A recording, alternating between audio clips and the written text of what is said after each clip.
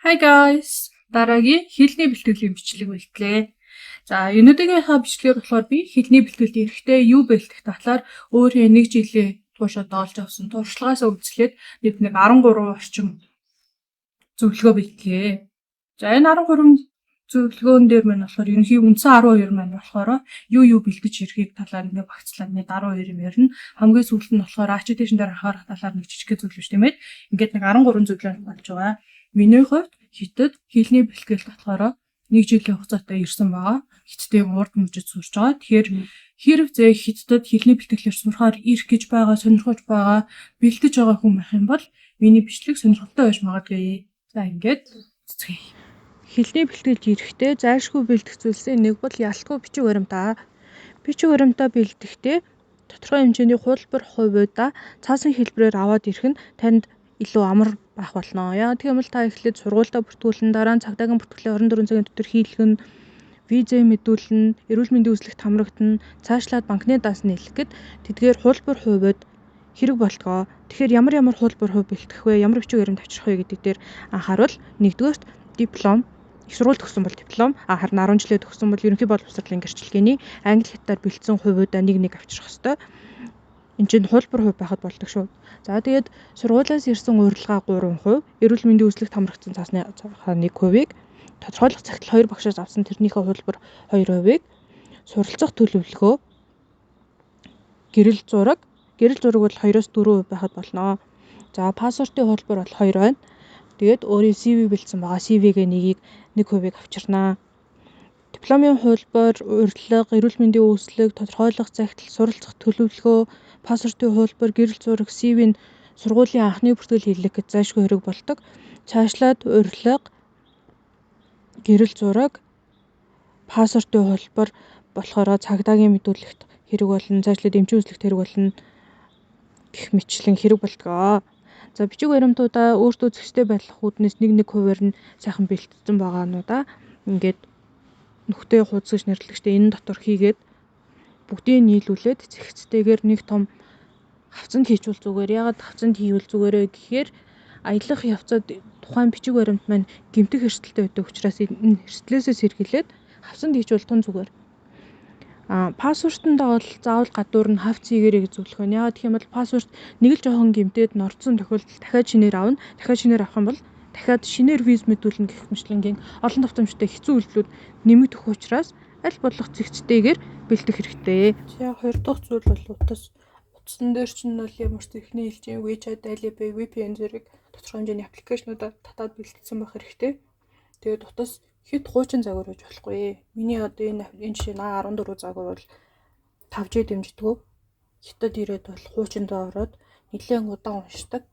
Нөгөө супер апуудынхаа ачааллыг дэмжиж чаддаг учраас хэд хуучин загвар байхгүй байлуулах шинэ нэвтэр загвар авах хэрэгтэй. Гэхдээ шинэ загвар байлаа гэд заавал бодит SIM дэмждэг утас авчрах хэрэгтэй. Ягаад гэх юм бол хятад eSIM ашигладаг, зөвхөн BeeSIM ашигладаг учраас ирээд SIM аваад ашиглах гэхээр бүр сүүлийн үеийн зөвхөн eSIM ашигладаг утаснуудыг ашиглаж болохгүй. Эндээс шинээр утас авах шаардлагатай болдог. Тэгэхээр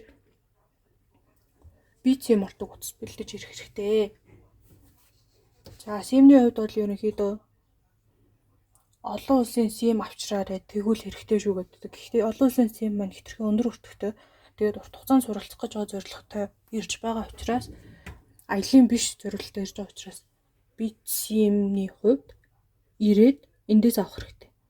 За болж игэл хэрвээ Ирэнээс одоо наашаад нислэгээ дамжуулаад Ирэнээр дамжаад ирж байгаа Ирэн дээр хилд аваад ороод ирэхэд шууд SIM авдаг газар тэндээс SIM аваад ашиглаж болно. За Ирэнээс SIM аваад энд ирээд ашиглахаар сул тал байдаг гэхээр өөр мужид очиод нөгөө SIM дуудлага хийх юм уу алдаа зааж магадгүй эсвэл нэт орохдоо муу байж магадгүй. Гэхдээ тэрний хувьд бол санаа зовоод хэрэггүй.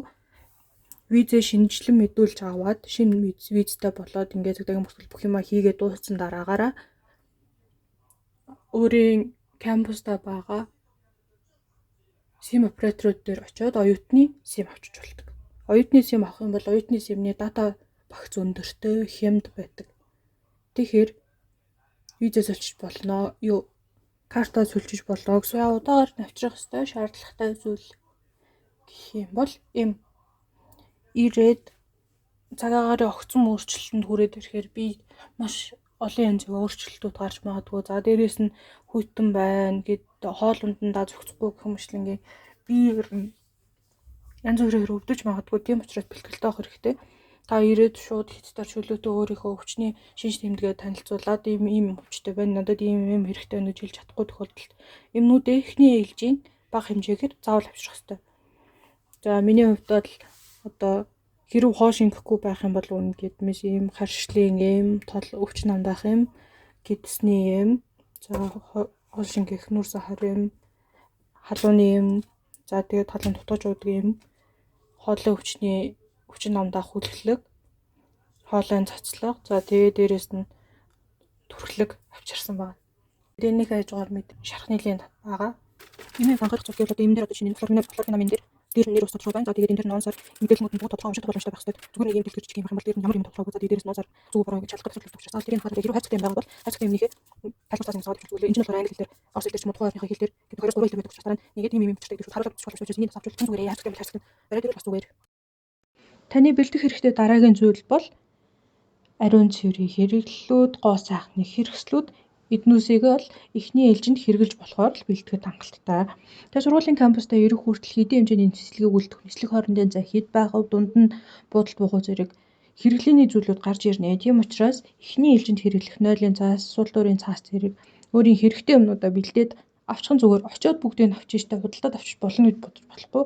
Яг гэх юм бол та ирээд сургуулийнхаа дотор байрандаа орох хүртэл хэдийн хэмжээний хусаа зарцуулахаа яг таг мэдэхгүй. Дээрээс нь ойр хавийн дэлгүүр хэдийн үнэтэй, нээлттэй байгаа үгүй юу гэх мэтлэн олон юм мэдгүй асуудлууд гарч ирэх учраас эхний ээлжинд бүх юм маш бага хэмжээгээр ч болов бэлдээд ирэх хэрэгтэй. За урд мөчид жишээлбэл маш их нартай байдаг учраас танд нарны тус бага бус хэмжээгээр хэрэгтэй. Тэгээд өөрийн арьсандаа тассан юмнуудаа хэрэглээд эхлэх хэрэгтэй. Яг гэх юм бол цаг үеийн өөрчлөлтөнд, газар зүйн өөрчлөлтөнд энэ болгоомжинд таныг харшил хөдөлгөж магадгүй гэх мэтлэнгээ эрсдэл үүсэх магадaltaй учраас өөрийн хэрэглэж дадсан юмнуудаа бэлдээд ирэх хэрэгтэй. За гоо сайхны хэрэглээний юмнууд бол шилэн савлгаатай, хүн савтай энэ төр байдаг учраас тэднүүс чинь өөрөө жин дараад жиний ачааг хүндрүүлэх магадaltaй учраас тэрнийг аялын жижиг савлуу юулж ашиглах. Тэгээд одоо нүр вакч жишээ нь маш том савлгаатай бол жижиг пакэжтэй аялын пакэжтэйг сонгох, шампуныг бол яг аялын жижигхэн хөрхөн сэтгүүд байдаг шүү. Тиймэрхүү нүдийг аваад явчих хэрэгтэй.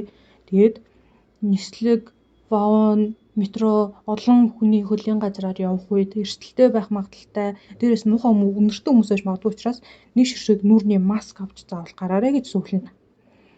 За үнэртэй хувцсны хувьд хэд хурц үнэртэй парфюм битээ аваарай.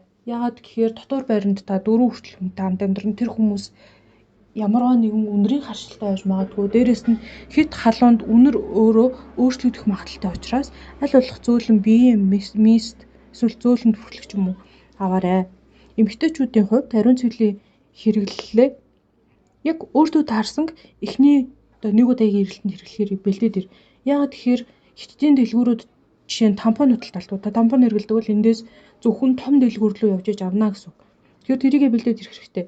Дээрээс нь дэлгүүрт байгаа ариун цэврийн хэрэглэлийн материал нийлэггүй, хөвөнд авъя уу мэдэхгүй. Тэгэхээр бас ялгаагүй харшил хөдөлгөж болно. Тэгэхээр өөртөө таарсан ариун цэврийн хэрэглэл гоо сайхны зүйлүүдээ эхний ээлжинд ядаж нэг удаа хэрэглэхээр бэлтээд авчрах хэрэгтэй. Таны дараагийн бэлтгэх зүйл бол мэдээж хувцасаа. За нислэгийн үед бол гар дээш 5 кг, ачаа 20 кг нийтлэгээр байдаг. Олон улсын нийслэг арай илүү байж болно. За нийтлэгээр 25 кг гэдээ үзэх юм бол их олон хувцас авах юм бол таны ачаа дороо дүүрээд жин хитэрнэ гэсэн үг. Тэгэхээр хувцснуудаа маш ухаалгаар сонгох ёстой. Жишээлбэл урд нутагт чиглэг халуун урамсгалтай гэж хэлсэн шүү дээ. Тэгэхээр аль болох хурдан хатдаг, бие дэвтэйхэн олон цагаар сууж хичээл хийхэд амар байх хувцснуудыг сонгож аваа. Гоёлын хувцснууд бол нэг хэрэггүй. Тийм учраас ухаалгаар нэг ийм хөнгөн сэрүүн чанарын нэг 2-3 ээлжийн хувцас сонгочвол зүгээрээ.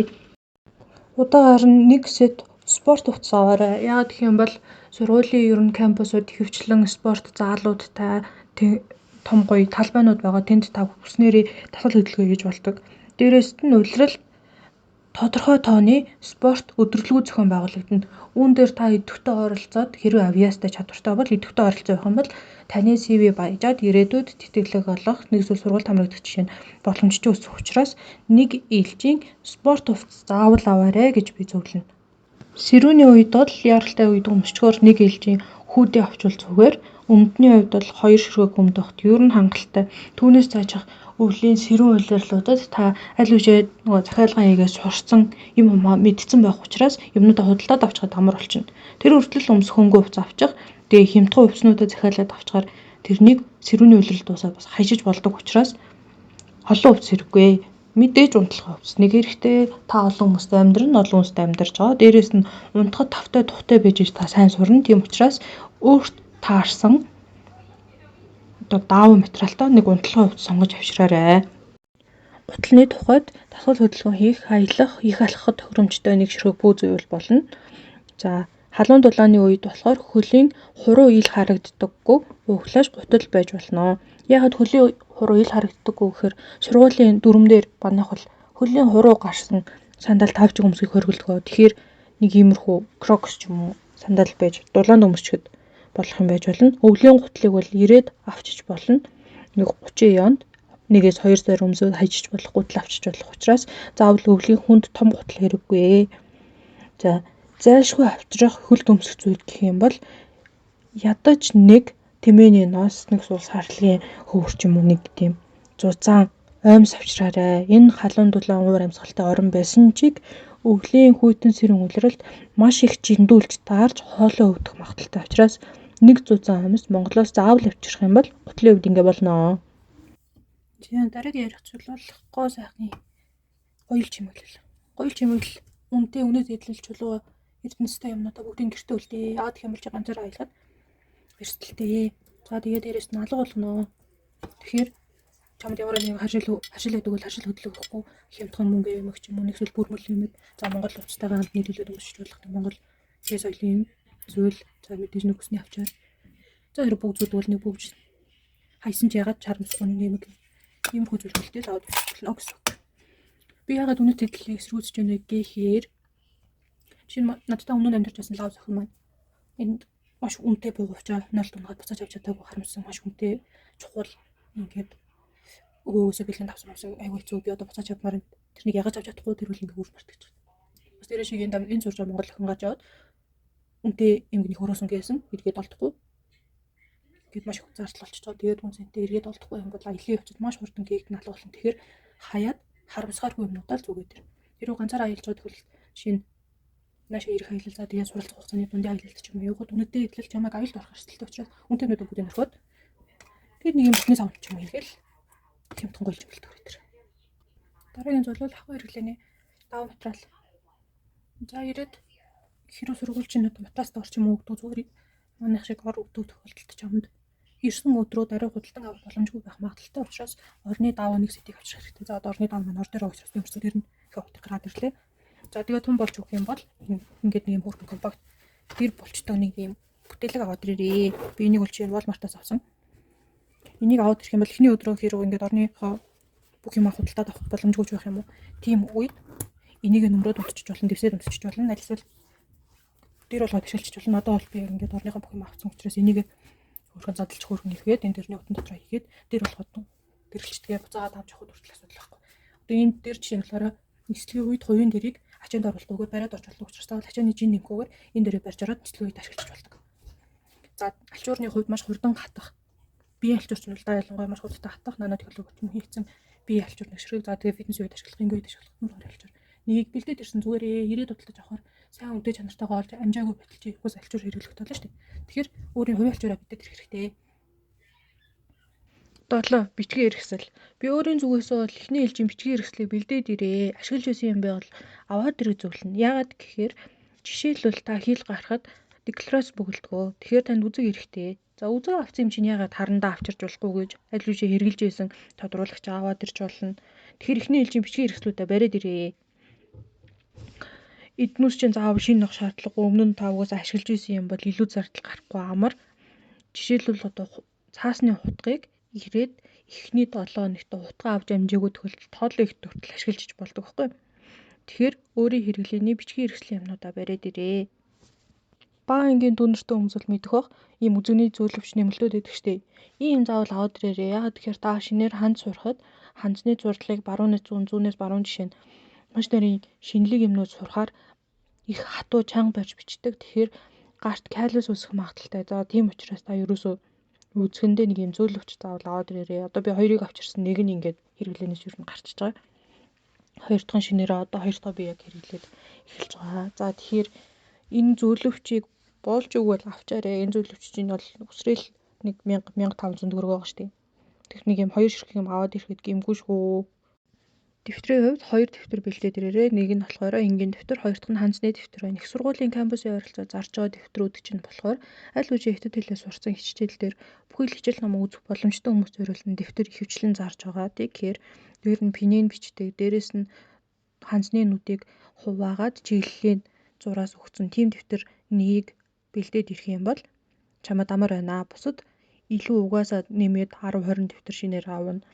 Үзэгний запас хэд дээр наавна. Тэрнийг бол дараа нь авчиж болох учраас ингээд эхний ээлжийн бичгийн хэрэгслүүдэд бэлдээд ирвэл зүгээр. Дараагийн чухал зүйл бол залгуураа. Компьютер, таблет, утас чинь онцгой төрлийн өрмөс толгойтой цэнэглэгчтэй залгууртай тохиолдолд нэг жижиг шууд хэрэглэх боломжтой юм шилжүүлэгч авчраарай. Хятадд болохоор цэнэглэгчний толгой нь болохоор 3 төрлөөдөг.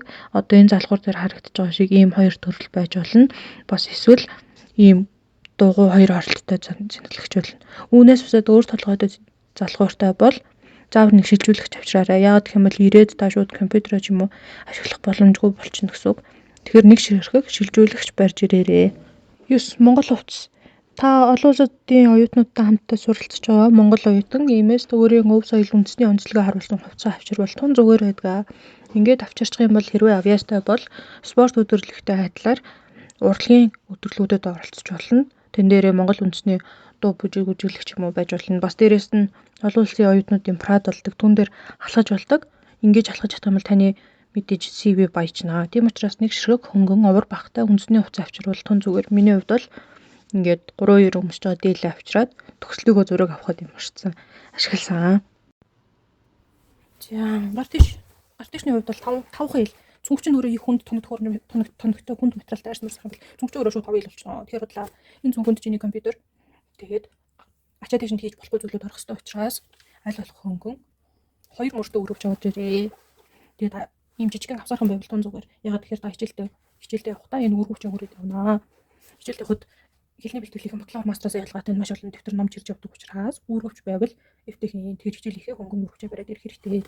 Өргөвчийн нэг талд нь зонтог л угаасаа бүх үйлрэлт хэрэглэх учраас зонтог нөгөө талд нь кофений хаягач юм хийж энэ дээр залгуураа хийж магадгүй компьютер хийх болно ингээд өргөвч бэлдэж ирээрээ. Нэг мөртөө зүүн хэрэггүй рүү, нэг мөртөө зүүн хичээл дүүрэх төгтөө дээрээс нь нислэгийн үед тэр садаа болох магадaltaй элдв гоёл хангалын цогхоос хэрэггүй. Тэгэхээр хамгийн зөв сонголт бол миний бодлоор өргөвч байдаг.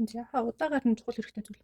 Хэрвээ кофе уудаг бол өөрийнхөө уудаг бүрэн кофегаа бариад ирээ. Ягаад гэвэл кофе өөрөө хятадын үндсэн нарийн соёлуудын нэг биш учраас маш муу кофе. Жишээ нь одоо Монголд гэж бодвол лаки нэг кофе маш муу амттай сул. Тэрэн шиг лаки, кофе, за мишвэж хэрэг уух нэг газрууд маань кофегоор дагнсан байлаа ч кофе нь маш муу үнэтэй байдаг учраас өөрийн өрөн кофегаа аваад ирэхдээ өрөн кофегаа авчираад ирээд бутлагч френч пресс эдрээ ашиглаж болдог учраас өрөн кофе заавал нэгийг бариад ирээрэй. За тэгээд маш жижиг хязгаарлалтай буталсан кофе хажуугаар нь бариад ирвэл зүгээр. Буталсан кофе бариад ирэх юм бол нэг юм нэрэг цаасны 5 ширхэг бариад ирэх юм бол эхний ээлжинд бутлагч эдрч ирэхээс өмнө бутлагч эдрээ ирэхээс өмнө энэ дотор хийгээд уучж болдог. Ачиг тийм өрөн кофе гоо бол амьдарч чадгаа бараг болцсон хүнд бол заавал кофегоо барьж ир. Окей. Эдний кофе маш муу. Starbucks-ийн хууралттай кофег маш үнэтэйг нь авахгүй бол амтгүй төлөнхий хуурай. Тэгэхээр өөрийн тохирсон нэг хэлжсэн болно. Би бол улаан багтрын цэрэг аваад ирсэн байна.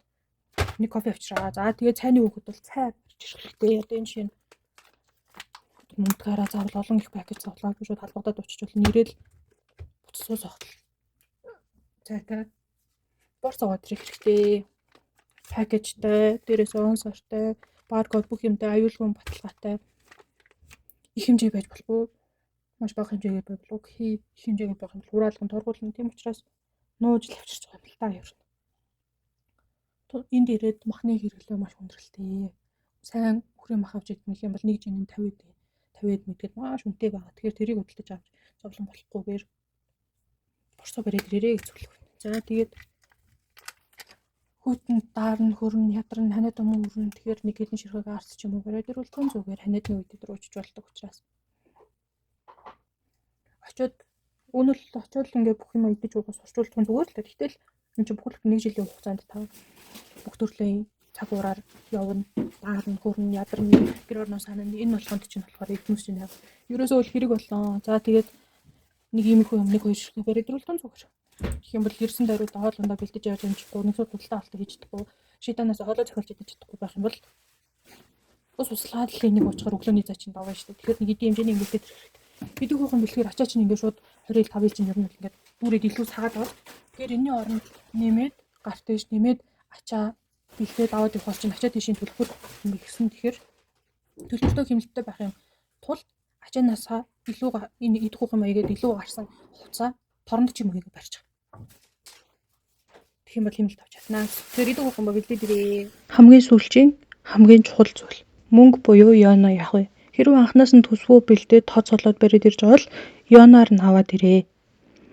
Харин зөвхөн эхний 1 сарын хугацаанд төгрөгийн данснасаа Alipay-ээр холбон тооцоо хийхээр төгрөгийн дансандаа мөнгө барьшуул.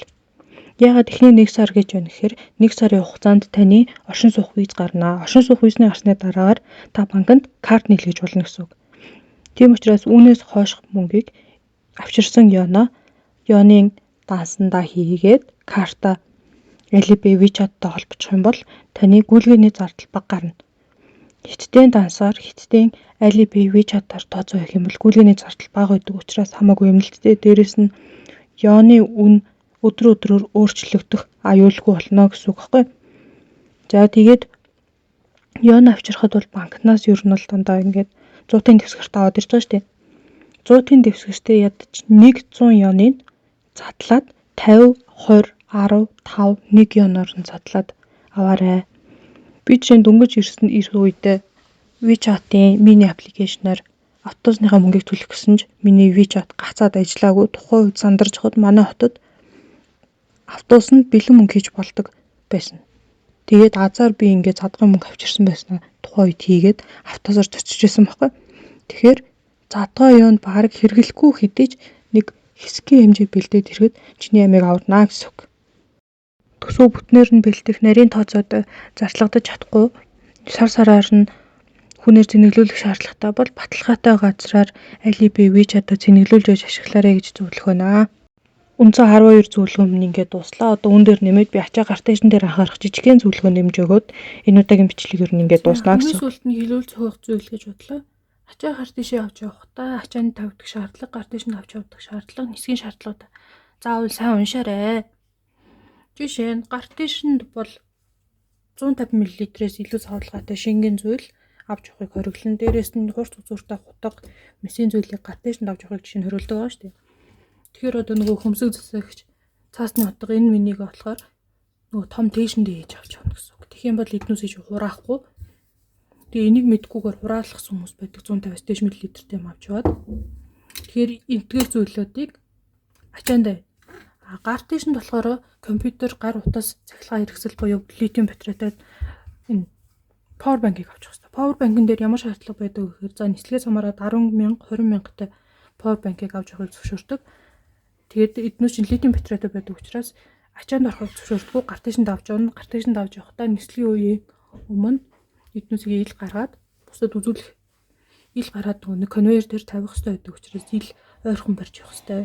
Жишээ нь одоо энэ болохоор ингээд 10,600-ийн хэмжээтэйгээ дээрээ бичгэн тодорхойгоц бичгийг унших боломжтой цаанаасаа байх хэрэгтэй. За тэгэхээр гарт дэшээ сайн анхаараарай. Дотор хоринд нэг дөрвөн оюутай нэг өрөөнд амьдардаг. За нэг юм cubicle болгож байгаа. За тэгээд энэ cubicle-д чиний бүх юм багтах ёстой учраас аль болох хөнгөн ирээд хөнгөн амьдраад буцвал зүгээрээ. Бичлэгийг минь энэ хүртэл үзсэнд баярлалаа. Дараагийн хэлний бэлтгэлийн бичлэгээр уулзтлаа. Баяр таа.